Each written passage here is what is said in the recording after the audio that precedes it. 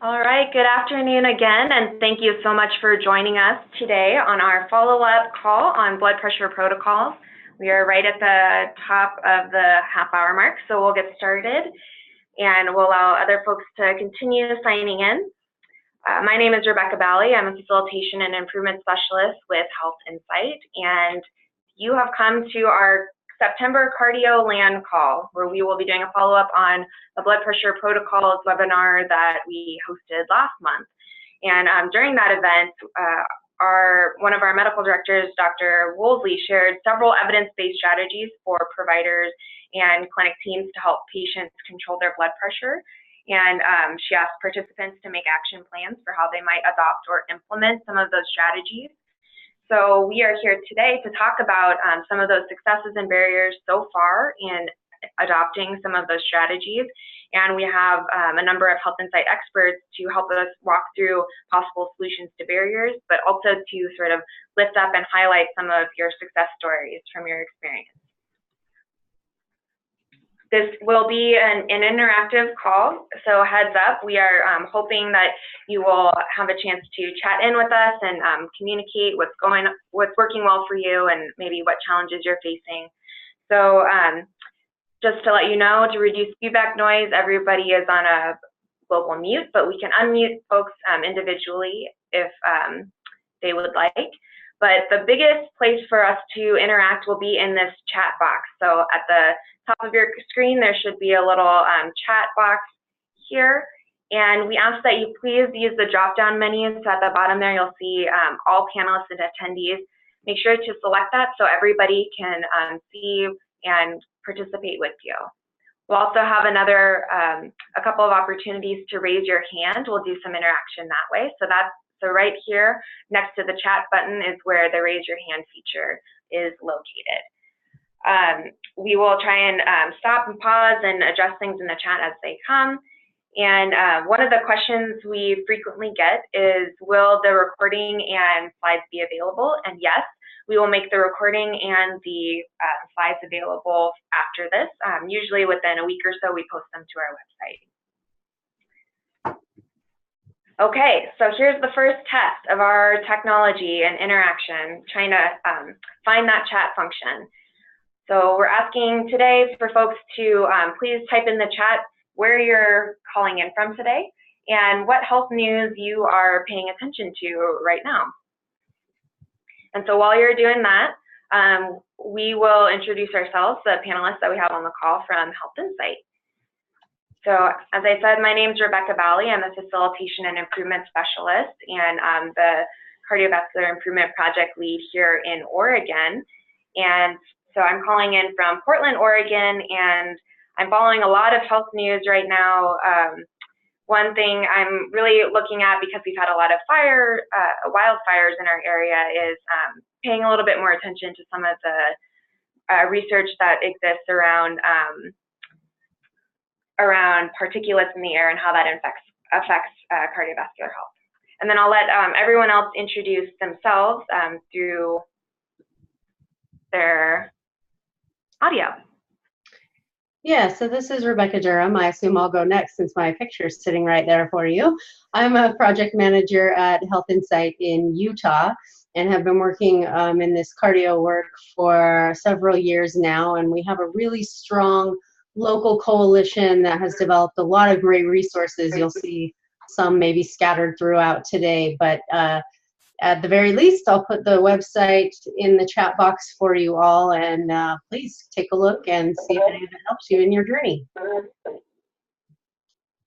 Thank you, Rebecca. And then I Allison? guess I'll go next since my wonderful picture is the first one on there. My name is Allison Shipley. I am a project manager at Health Insight Nevada.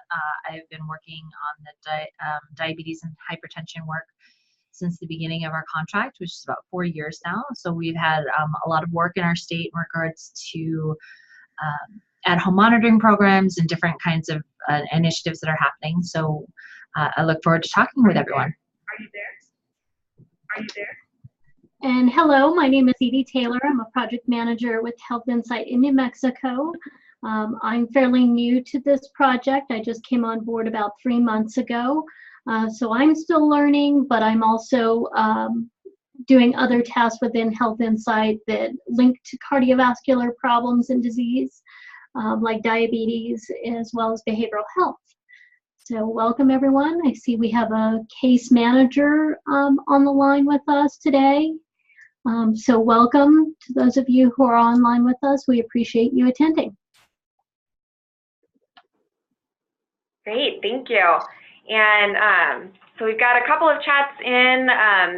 Make sure to use that drop down as all panelists and attendees and let us know sort of where you're calling from, who you are, and just a reminder, I'll flip back really quickly to the chat to show you sort of where it is. So it should be the upper left-hand corner of your screen, chat function. You click on that, it'll pop up a box, and then you can select and type your questions and comments.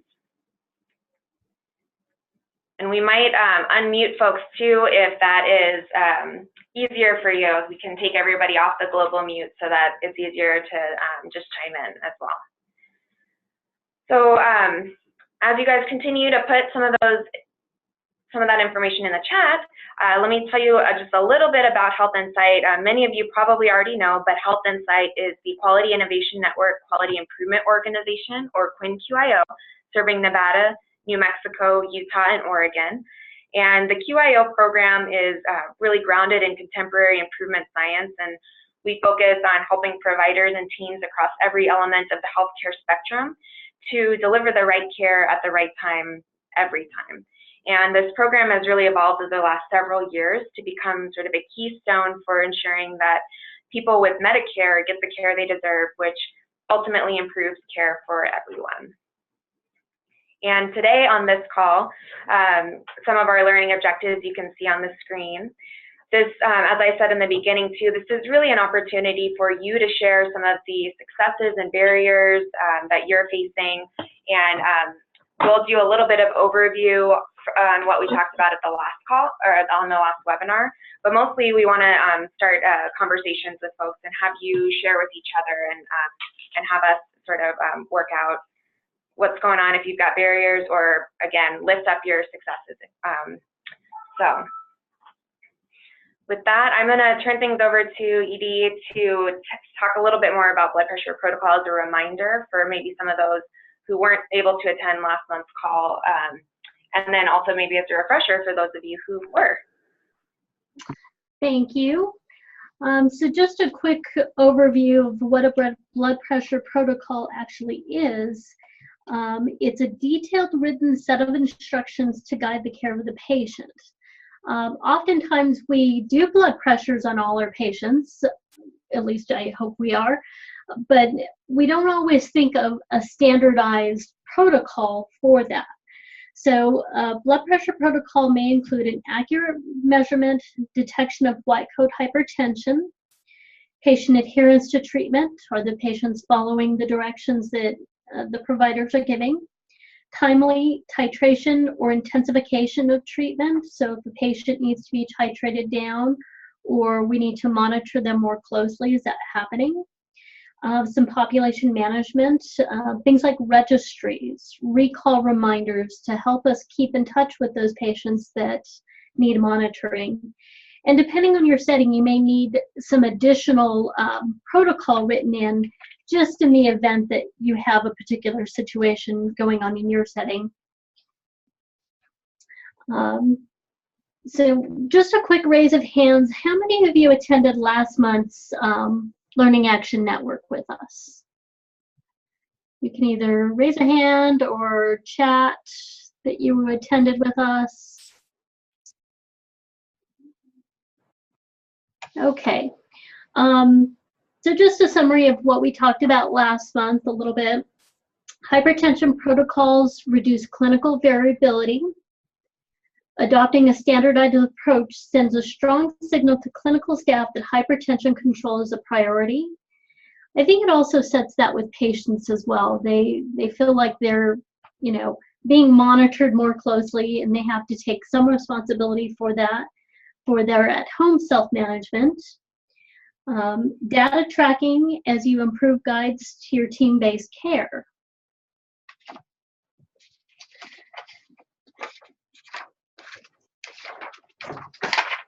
Any questions so far?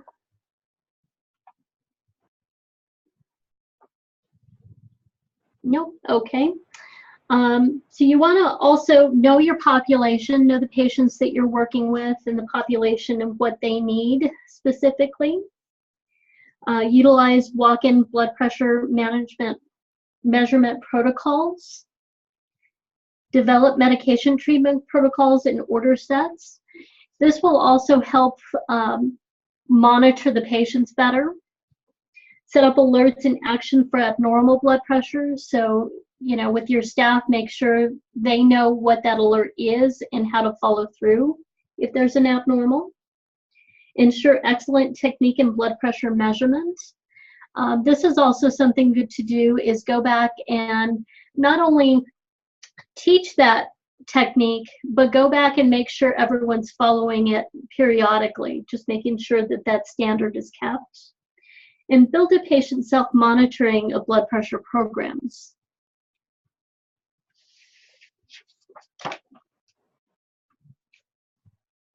Great. Thank you for that overview and reminder. And we can go a little bit deeper into each of these topics. We're going to invite some more interaction. I didn't see any hands go up, so I'm wondering if folks are either feeling a little bit shy or maybe having trouble finding that raise your hand function. So if the latter is the case, I'm actually going to see if I can take folks off mute. So mute yourself if you're not already, if you would not like to talk, but we'd like to, again, start a conversation and sort of get some feedback from you all about each of these things. So we'll try one more time with the raise your hand feature on the next slide piece, but if that is too troublesome for folks, we might unmute you. So just a heads up. Nothing to be scared about. You don't have to talk if you don't want to, but just a heads up in case you want to mute yourself. So at the last month's webinar, we talked a little bit about this blood pressure care self-assessment that the Utah Blood Pressure Coalition developed. And I think Rebecca already put this in the chat, the link to this assessment. And when you get these slides, these links will be live, so you can click on them and follow the assessment. But what we're wondering is, for any of you who did attend last month and are attending again this month, how many of you went back and took this assessment for your care setting? And again, we'll ask you to raise your hand. So that's that function is the upper left-hand screen, or upper left-hand corner of your screen, right next to the chat button. And you can just click raise hand and it'll show.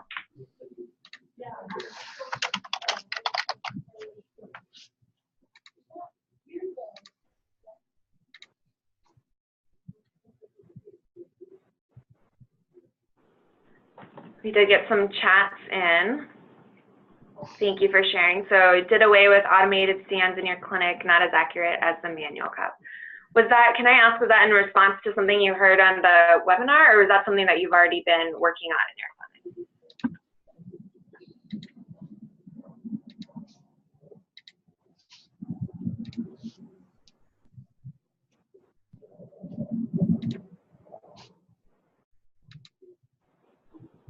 Okay, we'll see. Okay, maybe if for folks who weren't on the call last month and are new this month, maybe raise your hand if you're willing to fill this out and share it with us afterwards.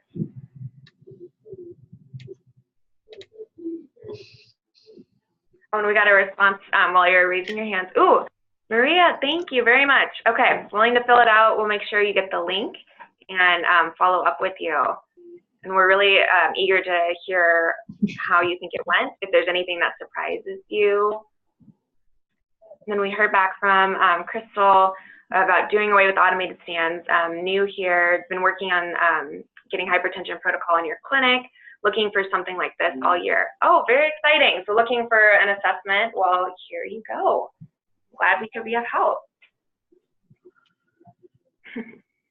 Yeah, There's so a lot of great resources. I'm sorry, this is Allison. Crystal, there's a lot of great resources on the website if you're really on the website that Rebecca sent out, that if you're looking for other things similar to this, they've developed. Right, and this Yeah. is Rebecca, and I'll just add as well that, you know, a lot of these things that we have in this assessment are best practices, and we have linked resources to these different questions so that if you answer no to one of them, chances are you'll be able to find a resource to incorporate so that you can answer yes. Absolutely, yes. Thank you for sharing about that. There are a lot of great resources, some that were developed by the Blood Pressure Coalition there in Utah, and then others, there's another link to some resources from the Centers for Disease Control and Prevention, the CDC, and that are made for providers, and then also some from the Million Hearts website, which is an initiative that we are aligned with, that is working to reduce heart attacks and strokes in the United States. So lots of great resources. And if you want to take this assessment, if you have further questions about any of this, please reach out to the person in your state, the lead in your state. We have our contact information on the slides that you'll have available to you, and we can help guide you through maybe some possible solutions or point you towards some resources. So please do reach out. And this is Rebecca in Utah. If I can ask one follow-up question to Crystal, and Crystal, if you're not comfortable coming off of mute and speaking out loud, you can just chat in your answer. But I'm curious, since you've changed to having using the manual cuff, you know, I know a lot of taking a good assessment and a good reading is positioning a patient and really having good technique. And so I'm wondering if you have protocol established already, and even training protocols for your staff on how to do that the best way possible. Because when we're out working with clinics, that's one thing that we get asked for help on a lot is any kind of training that we have around the accuracy of taking a blood pressure reading. So if you had something that you developed that you were proud of and willing to share, I'm sure others on the call would be happy to have that. Absolutely, and we might be having difficulty unmuting folks at this point. So if you're able to chat in, we'll make sure to read that out loud. Yeah, that's actually a really good segue. So while you're maybe responding, is a segue into our next set of questions, which is really sort of this follow-up from some of the materials that we shared last time. One of them was about ensuring excellent measurement of blood pressure. But wondering if other folks had anything that stood out to them that we presented last time that you wanted to modify or start working on, and or anything for folks who weren't able to attend last month, anything you've heard so far that you would like to start working on or to add to your blood pressure or hypertension control process.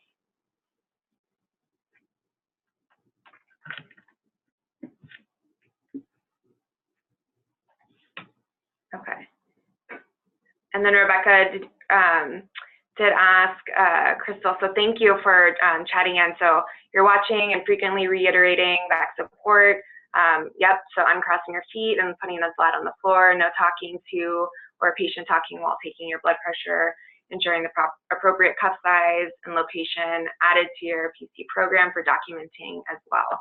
Excellent, okay, so actually documenting those elements and watching and observing and providing feedback. Good. So having a standard process for that. And while other folks are chatting in, I'll just go to an overview here. So of what we talked about last time for new folks.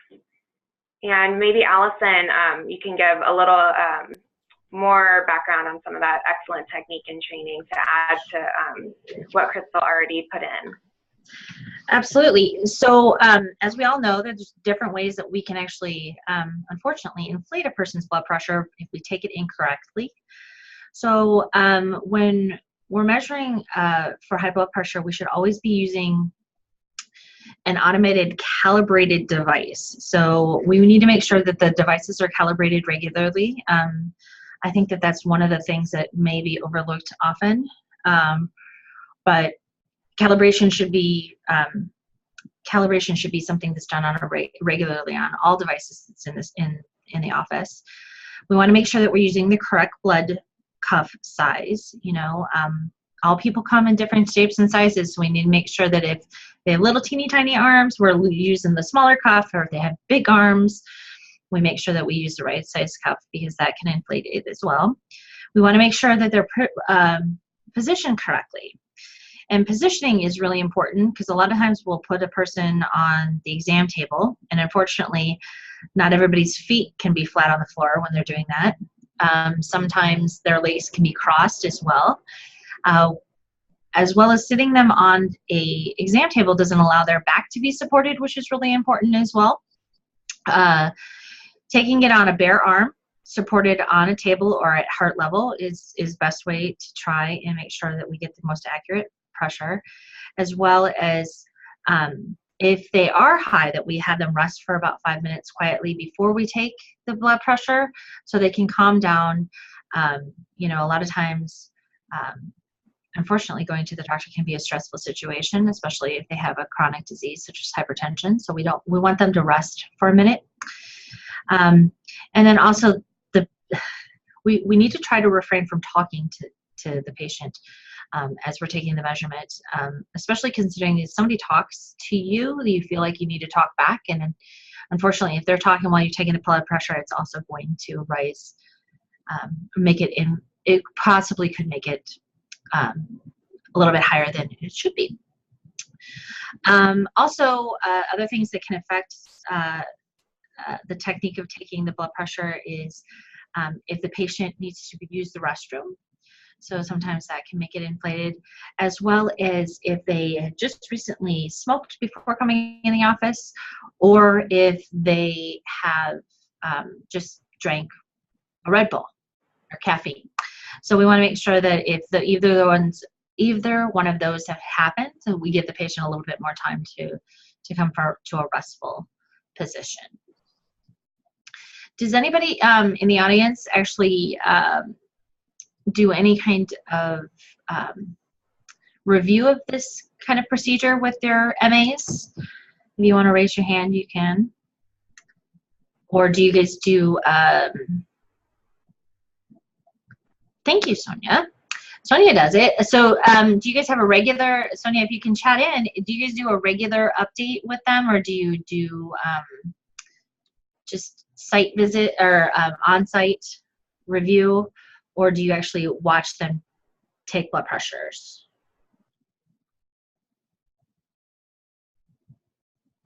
Or anyone else?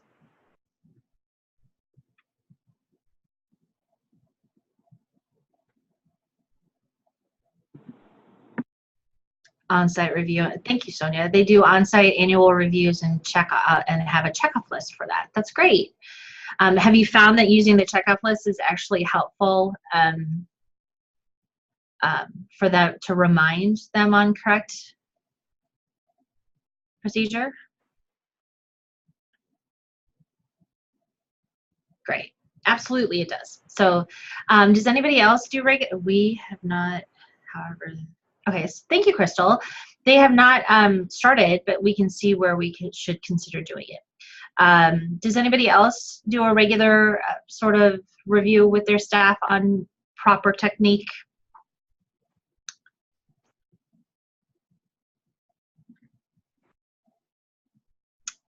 All right, so Rebecca, if you want to go to the slide, maybe? Yeah, I'm happy to move us along to sort of a next topic, and we can always come back to this. Absolutely. I just wanted to add, thank you for doing that overview, and thank you for folks for chiming in. I did just want to add one of the clinics here, or one of the clinics that we heard from last month said that they do an annual review and training for all of their staff in February during American Heart Month, and that was sort of their trigger to now it's time to do our review. We're going to do a little training. Remember if they said they used this video, the Measure Up Pressure Down training video specifically, but they used something similar. So might be an idea to have a 1 month or something every year to prompt you in that annual way to do a training for all your staff. Okay, so here's a reminder of some of those strategies we're talking about, and we're just curious about you know, what other folks are working on. What, are you using a protocol? What protocols are you using? And what outcomes are you measuring in your work related to that? And so we've got some folks chiming in on the chat. Awesome, thank you. So let's see. We've got staff at NVHC required to pass skills assessment annually, which include proper blood pressure measurement. Great, so that's incorporated into other skills assessment that you do annually. And then Maria, doing a PDSA focused on improving hypertension management at one of your rural clinics. Started with reinforcing the basics, so blood pressure measurement, competency and review annually. Okay, great. So I'm hearing a lot of competency and annual review and training. Repeating the measurement if your blood pressure is elevated, and that measure based on the last measure. Staff were not aware of this, so it's a rapid change we're doing for this week. Oh, great. So this is a new rapid change cycle. Yeah, would appreciate learning any hypertension pathways for ambulatory care. That's awesome, Maria.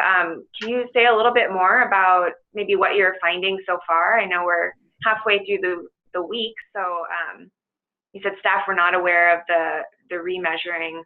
What kinds of things were you trying? And what are you finding so far? And I'll forward us to sort of this alert and action for abnormal blood pressure. So I think that's a nice tie-in. And maybe while you're chatting in, Maria, Allison, maybe you can say a little bit more. Do you remember one of the clinics, I think maybe in Utah is using this, where they put a reminder, a physical reminder on the keyboard for the provider to see that this that the patient had an elevated blood pressure and to remind them to recheck it. Are there other things that you're seeing, Allison? Out in the field, yes. So we've been, I've seen some training going on about the actual alert in the electronic medical record. So when you can set up the electronic medical record so it has parameters, and if it's outside those parameters, it will change the color of the blood pressure to alert the provider that it's abnormal. Does anybody have that ability in their system? I think, and I don't mean to call you out, Jenny Wilson, but I know that I believe you guys have it in your system at NextGen. Yes, she does. She replied. So they actually use it as part of their protocol. Jenny was nice enough a couple months ago to present on one of these calls about her at-home monitoring program that they're doing. Jenny is with our largest FQHC in the state of Nevada. They currently have 18 locations throughout most of the rural areas, and we know that the more rural you get, the harder it is to sometimes seek care. So they have put together at-home monitoring programs, and part of the alerting system in their electronic medical records help the physician decide on whether or not they're going to be included. I have seen where the flagging systems on, I don't know if a whole lot of people use those, but the flags outside of the rooms sometimes indicate different things, and I've seen them use the red flag as an indicator of a high blood pressure on the outside of a door, on the door flags. Does anybody use door flags in their systems?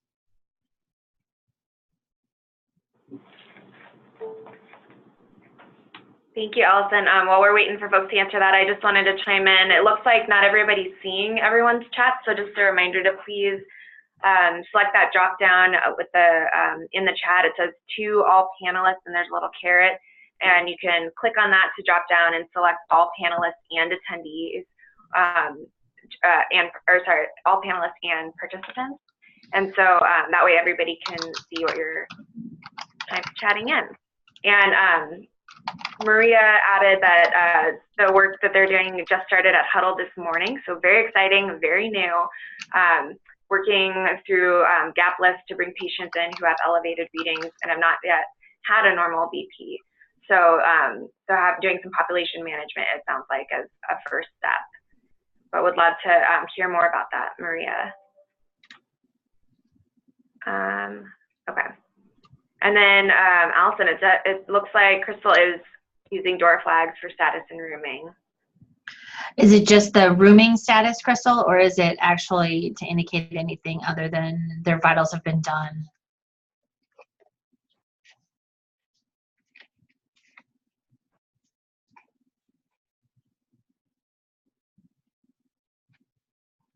And Crystal, you can feel free to talk if you want. Oh, just the room statuses of the MA and the PCP needs labs. Okay. Do you have anything special that does anybody use anything special in their clinics to alert the physicians of a possible high blood pressure?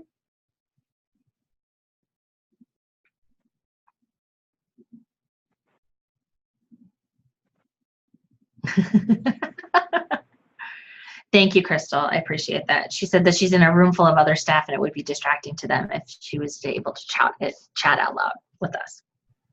We appreciate that. That's fair. Trina added that they're going to be implementing this soon in their clinic. So I'm curious, Trina, if there's some sort of physical marker or what you guys are planning to do in your clinic. So Maria just chatted in that for panel management, they lists by providers have gone to the MAs for review with the provider as well as needed, and to work to get them in the future. More to come in the future. Oh, good.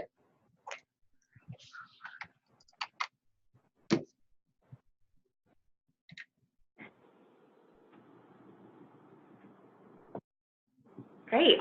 I think with that panel management, that goes back to this one of the strategies that we talked about, which was know your population. And some practices use registries or some other kind of population management system. And so, Allison, I'm wondering if you could tell us a little bit more about this as a strategy. And wait, before you do that, Trina says there'll be a heart on the door to simply signal that they have high blood pressure for the provider.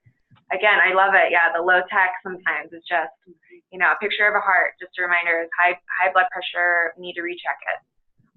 Fantastic. Trina, we would love if you're comfortable to follow up with you and see how that goes and what kinds of successes you have with that. So knowing your population, obviously, in a clinic is really important.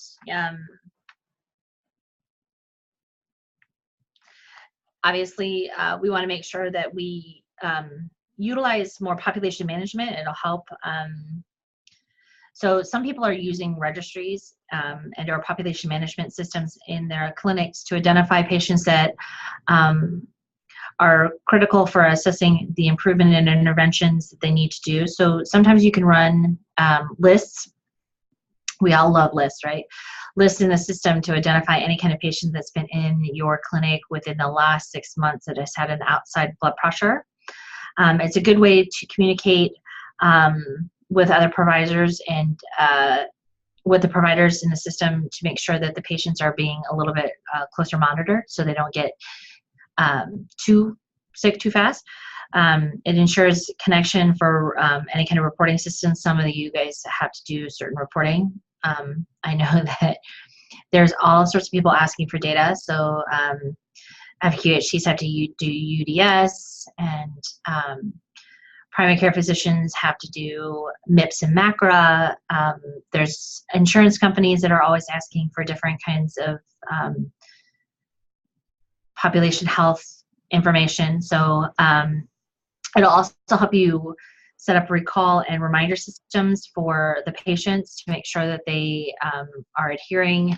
If they're, if you know that they're not adhering to their medication, you can set up systems around them, or making sure that they're actually coming to the site for visits. and it'll help communicate back to your providers to see if the interventions that you're using, such as, let's say, the heart on the door is actually working. I know with working with physicians for many years, their number one complaint to me was, you're adding one more thing to my plate. But if you can actually use the data that's coming out of your systems and or these registries to show them that the actual one more thing is actually leading to better health outcomes for their patients and potentially higher revenues, especially with the new MACRA and MIPS with Medicare, they might not be as opposed to adding just the one more thing. So does anybody use their system to try to identify data and identify different kinds of patients for different kinds of interventions? Crystal chatted in. It looks like they're doing some work around this. Awesome. Yeah, let's see, set up almost 1,900 patients and hypertension lists with your PC program according to the level of hypertension, and then implementing into panel management, focusing on the highest ones, so calling to help get them back into the clinic. You say a little bit more about that? Are you getting them back into the clinic to remeasure, getting them back into the clinic to develop a treatment plan? And thank you to Rebecca for adding, yeah, on the website, we have, there is a sample protocol for treatment of hypertension. And there are a couple of other example workflows. She said for patient self-monitoring program, some folks were asking about that.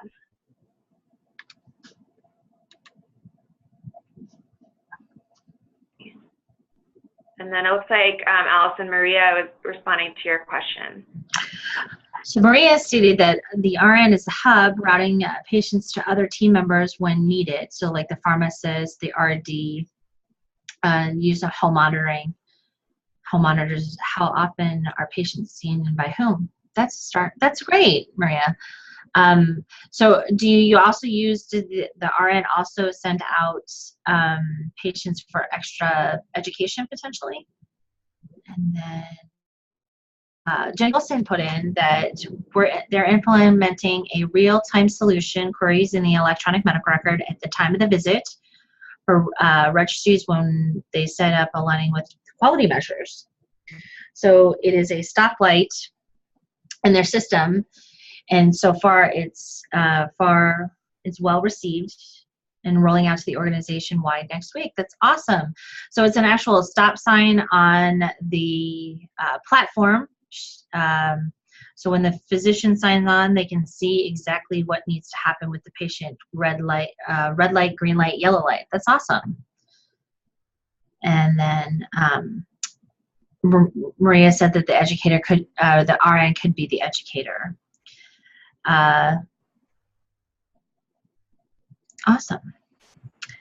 So medication treatment and protocols and order sets are always a good thing. It helps simplify making decisions. So if you have a standing protocol or a hypertension protocol or a standing order set, it allows the decision to be made ahead of time if a patient hits the parameters that different kinds of medications can be used. In most cases, it also allows for team-based care to happen. So everyone can work to the highest level of their licensure. It allows for non-visit medication titration. So patients can, if you have a titration in the protocol, patients' medications can be changed without actually having to be into the actual clinic. It ensures access to generics, because obviously we know a lot of this medication can be very expensive. We don't want that to be a prohibitive to the patients in taking them. It's easy to update the system when the evidence changes. So if any kind of evidence comes out, the protocol can be adjusted according to the evidence, make it system-wide. And it allows for measurement, improvement, and again, identifications and gaps. So when we have standard protocols, you can identify the patients that have been in the system that haven't been adhered to. So like ones that need to come in for a 6-month follow-up, things like that. It'll allow you to find those gaps. So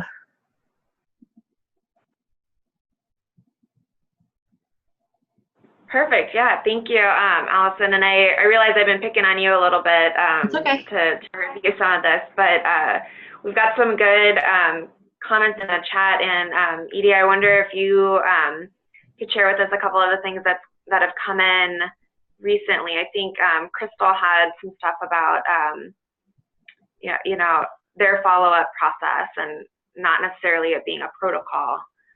Yeah, Crystal said at this point I don't have more due to not having a protocol. A good portion follow-up is advised by their providers and simply won't follow up without extra contact attempts, calls, letters, that kind of thing. At this point, that is what I have. So I've been working hard at working at the highest, most at risk. My computer is able to tell me once they're on my list when they were seen.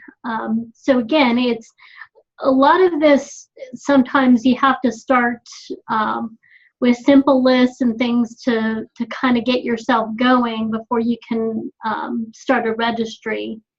So I think that's what, you know, some people start with.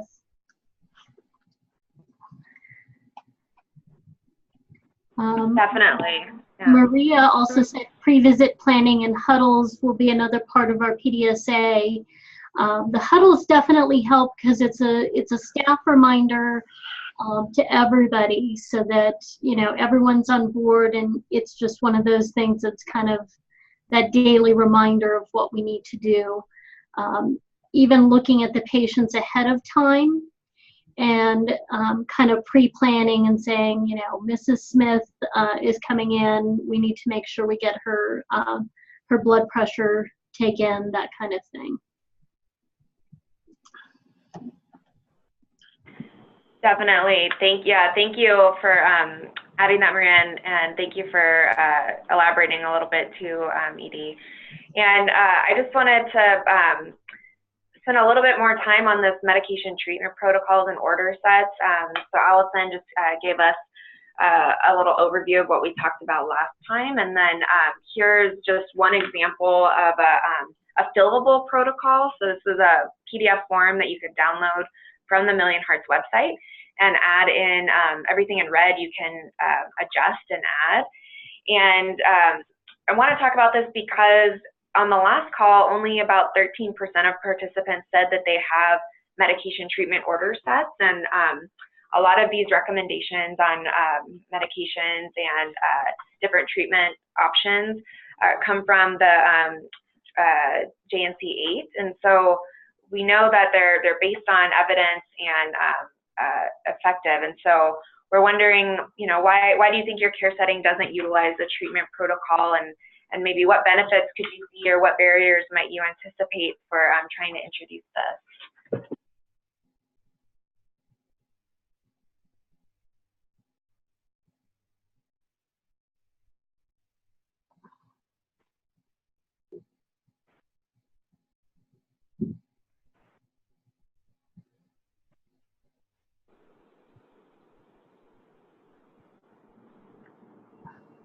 Let's see. Oh, okay, so we've got a reference from Crystal back to slide 22, which I think was our alert or technique alerts. So using the stage 1 and stage 2 as well as and well controlled as indicated. Okay. Great. So using some of those. What about other folks? I mean, looking at this, I know this is just a screenshot, but is this something that your teams might adopt or would consider, or what do you think folks would say if you presented this as an option of to start implementing?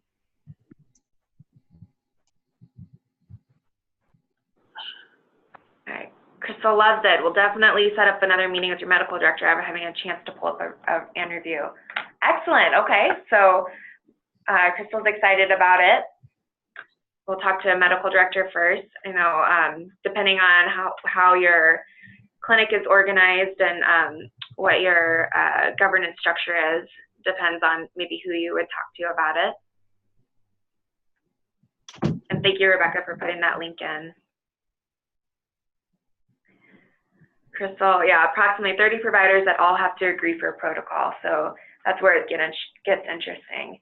Yes, definitely can be a tricky situation, as Rebecca put in, is having everybody agree to using the same thing. And sometimes it does, it's just as important how you communicate this, so how you introduce it to the team, as much as what is actually in it. And I think what I love about forms like this and the templates like this is that you can alter things. So like I said, all the text in red are things that your practice could alter. And so if your providers really have strong opinions about different preferred drugs, you can maybe alter that or change it as new guidelines become available.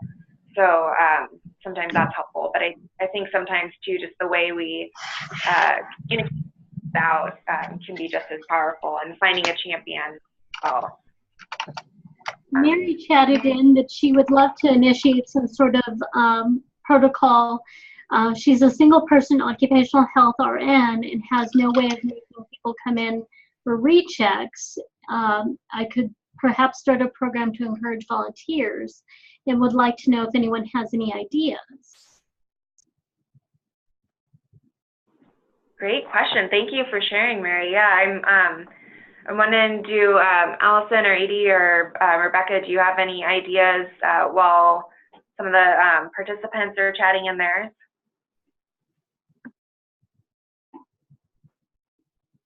Well, maybe just a point of clarification. By volunteers, do you mean volunteers to do the rechecks?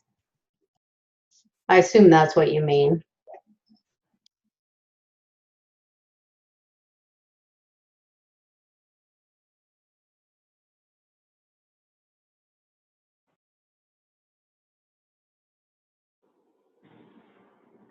And maybe this is a good time to start talking about the volunteers to join a site study.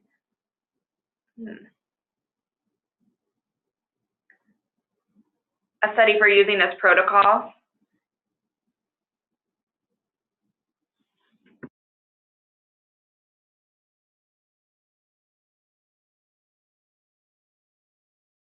I think that's what you mean. Rebecca, did you have an idea about that?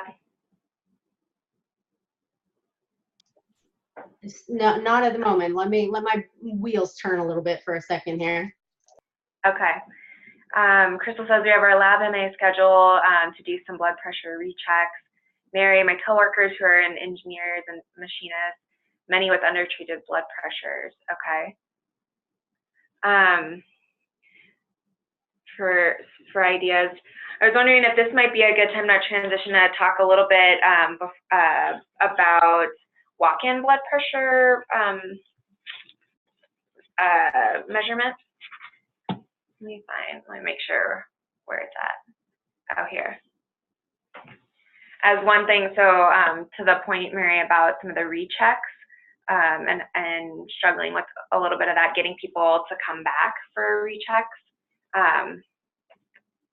This was one strategy that Dr. Woolsey shared, and that was successful in the Kaiser system and helping them reduce blood pressure in among their hypertensive patients. So I'm wondering if Allison or Edie, if you wanted to say something more about walk-in blood pressure measurement protocols.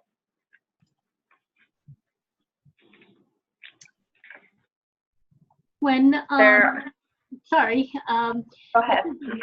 When I was overseeing a primary care clinic, we would have set hours that people could come in and get their blood pressure checked. and the nurse or medical assistant would then put that in the patient's medical record, as well as their blood pressure list. If it was abnormal, we would have them again wait for a few minutes, check it again. If it was still abnormal, we would actually get them seen for a visit same day, just to make sure that there wasn't something significant that we needed to watch out for. So I would just encourage, if you have a walk-in program, that you also allow that time in case somebody's blood pressure is abnormally high or abnormally low, that a provider can see them. Great, thank you. Yeah, and Mary added that they do mostly walk-in blood pressure checks. So sounds like this is something that they're already incorporating into their practice. So yeah, Rebecca asked for clarification. Do most of your patients come from one or two companies that you could work with their wellness department if they have one? Perhaps, yeah.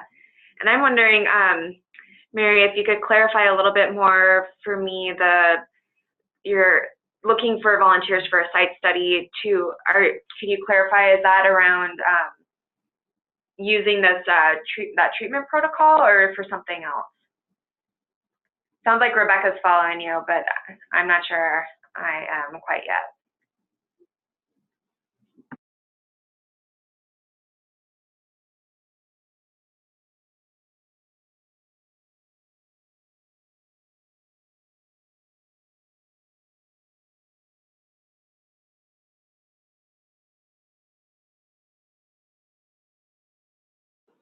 Okay. Maybe thoughts, other ideas from other folks?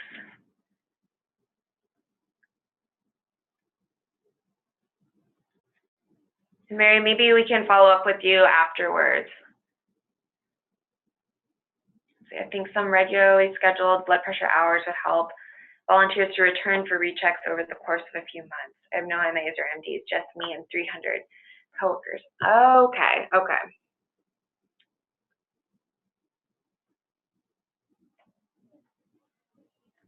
I don't know, Edie or Allison or Rebecca, any other ideas for Mary for how to set this up?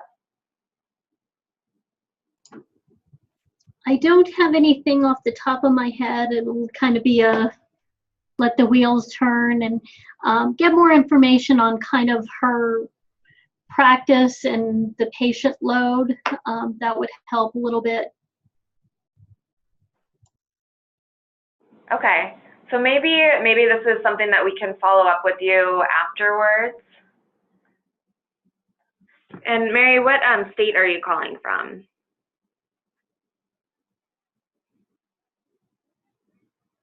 We can find that information, I think, from registration too. Maybe we'll make sure to follow up with you afterwards. From Oregon. Oh, so that's for me to follow up with you. Perfect. Okay. So I will continue to think on this, and then I'll follow up with you after this, Mary, to get a little bit more information about your practice and what you're looking to do, and then we can, I'll talk with my colleagues here too about some ideas that we might have for how to help you set that up. Perfect. Okay. Great. Thank you. And thank you, everyone, for continuing to be interactive in the chat. And I apologize for not being able to unmute. We're a little limited in this one format, but I think if when we have smaller groups like this, it might be nice to have some of that unmuting. So I'd welcome your feedback on that if you would be comfortable sharing if we were to set up the meeting in a different way that allows us to unmute. So please let us know. Give us that feedback. Okay. And then Jenny offered a thought to set up a blood pressure check station and require training of patients how to properly take their blood pressure. Yes. And that, so I think that was a magic transition. I promise I didn't set any of these up, but training patients to properly take their blood pressure is a fantastic segue to our last strategy, in the list about patient self-monitoring of blood pressure. And so I'll let either Allison or Edie do this one, whichever one of you wants to. No assignment. Well, I will. This is Allison. So patient self-monitoring of blood pressure, it actually helps.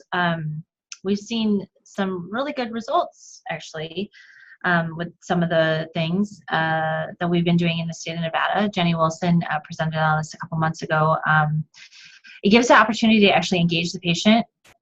They actually feel more empowered when they have the opportunity to take their own blood pressure. It actually adds information for the into the system for the diagnosis and treatment of hypertension because it gives us a true blood pressure reading in their home. It allows for non-visit titration of therapy if you know, we have one of those white coat syndrome kinds of patients. When they're relaxed in their own home, they may not need as much blood pressure medication as we had originally thought. It can help minimize unneeded visits. And it can help with protocols and standardization and training. It can improve the quality of data and the patient's confidence in how they're treating or self-treating their own blood pressure. So it's a great at-home monitoring program. The development of a program, self-monitoring program, there's some resources we have on the slide you can look at. We have other expertise that are actually on the call that can probably help out with other people. But a lot of times it's done over the telephone, so the patient should be referred to an at-home monitoring program for initial diagnosis or follow-up after medication adjustments, or to monitor to try to get control of the hypertension at intervals. Patients can be taught the proper way to use the blood pressure cuff, and they should be measuring twice a day for 3 to 7 days. I know that some sites have them, they give them a blood pressure cuff, and once they graduate from the program or they become in control, they actually get to keep the cuff. So that's something. And I know the cuffs are expensive, so we've found different ways of getting people to donate cuffs and things like that. So there's always resources out there that you can look for. But normally before calling a patient, you have to determine the patient's blood pressure goal, review the blood pressure measurements entered into the patient portal, and or determining if the patient portal, some patients can actually get access into their system and send it that way. Some of the blood pressure cuffs actually upload and can get sent over electronically. Some people have community health workers collecting this data and putting into the system, but you need to make sure that you review the blood pressure measurements that have been entered and find a mean blood pressure from the day and time period that you've allotted the patient to have this. Review the patient's current anti-hypertensive medication regimens before you call the patient, and then assess medication adherence, potentially refill records if they're available, and things like that. And then call the patient to confirm adherence to any kind of new medications or adherence to the actual protocol of taking the blood pressure. Sometimes they're not necessarily, everyone's not necessarily super excited about taking their blood pressure twice a day and having that reminder. So some people need reinforcement on that. But if you go to healthinsight.org resources, developing a patient self-monitoring program, there's some resources there as well to help if you're interested. Great, thank you. Yeah, Allison, and yes, the links, so these links will be live on the slides when we send them to you, but the Health Insight website is a great place to find some different resources, at least a good start, and we have links to other resources with other websites with lots of great resources. And we are nearing the end of our time, and so we are wondering if we could ask just a few more questions from you. I think Allison was going to lead us through creating some action steps. Sorry, I put myself on mute. Sure. So based on what you've heard today, can anybody just type into chat anything that they would like to try or implement in their system? So annual training of your MAs, a potential at-home monitoring program. Anybody interested?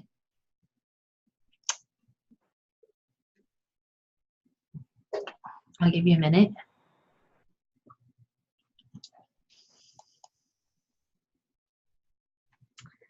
Sonia said develop a procedure for walk-in BP checks. Awesome. You got to think about when you think about that, you have to think about how you're going to measure it. Definitely. And I realize we are actually right at time. So for folks who do need to sign off, I just want to say thank you so much for joining us. And we'll stay on a couple more minutes to do the rest of it. Maria says she's going to try BP routines in the clinic.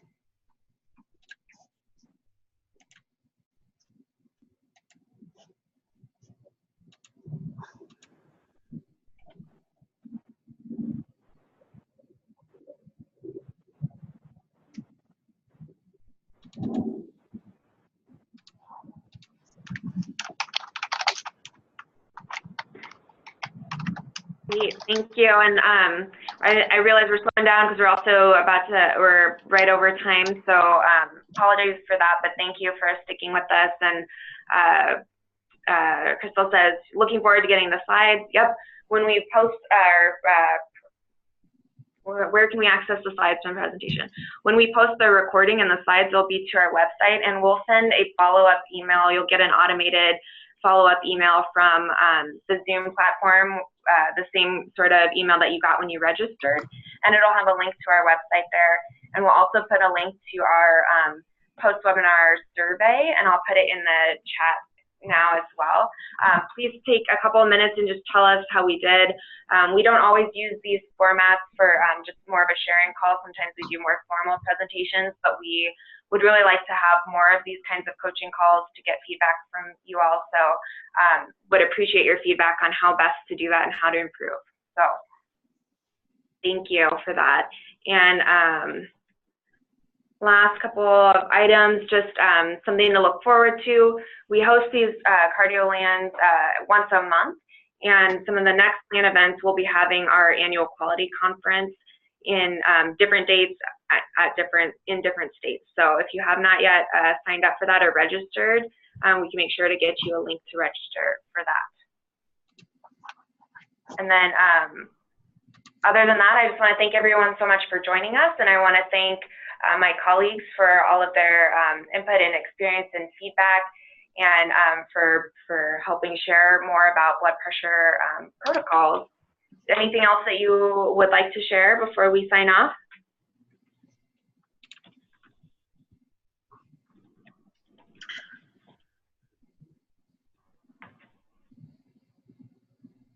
Okay, it doesn't sound like it, but thank you again, everyone, and the link to the survey is in the chat, and we'll include it in the follow-up email. All right, thank you, everyone. Have a great rest of your afternoon. Thanks again for joining. Take care. Bye, thanks. Thank you. Bye.